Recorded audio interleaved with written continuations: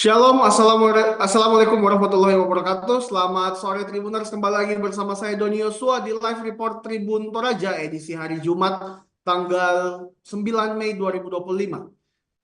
Kita masuk ke berita pertama Tribuners. Pohon tumbang tutup sebagian jalan poros Makaleran Tepao, tepatnya di depan kampus Universitas Atmajaya yang berada di wilayah Palapala, Kelurahan Lemo, Kecamatan Makale Utara pada hari Kamis 8 Mei 2025 sore. Selengkapnya kita menuju ke wartawan di lapangan, Saudari Ratri. Silakan Ratri.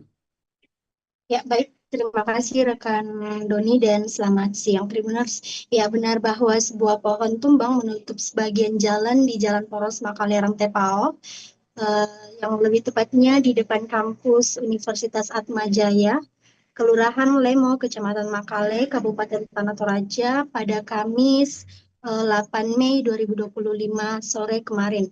Peristiwa tersebut terjadi saat hujan deras mengguyur wilayah Makale dan sekitarnya. Hujan disertai angin kencang dan kilatan petir membuat kondisi cuaca menjadi tidak stabil.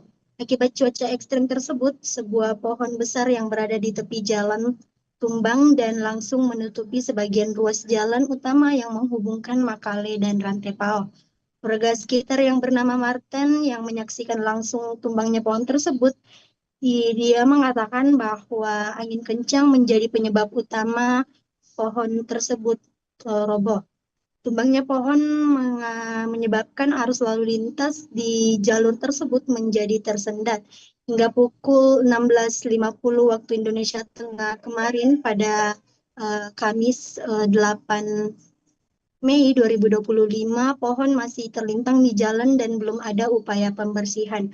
Warga berharap agar ada yang segera melakukan evakuasi agar lalu lintas kembali normal. Selain itu, mereka juga mengimbau pengguna jalan untuk berhati-hati melintas. Ya, Tribuners, untuk informasi hari ini pada Jumat 9 Mei 2025 pukul 10 waktu Indonesia Tengah, tadi menurut keterangan dari warga, dahan pohon sudah ditepikan sehingga lalu lintas bisa kembali lancar.